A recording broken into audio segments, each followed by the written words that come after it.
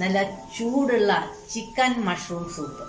Spring onion, mushroom, carrot, സവാള, ചെറിയൊരു piece ഇഞ്ചി, വെളുത്തുള്ളി, പിന്നെ ക്യാപ്സിക്കം കൂടി വേണം കേട്ടോ. Red chilli sauce, soya sauce, vinegar, കുരുമുളക് പൊടി, ഒരു മുട്ട, പിന്നെ നമ്മുടെ കോൺഫ്ലോർ, പഞ്ചസാര വേണം, ഉപ്പ് വേണം. ഈ 4 കപ്പ് വെള്ളം നമുക്ക് ഒരു 3 കപ്പ് വെള്ളം ആക്കണം.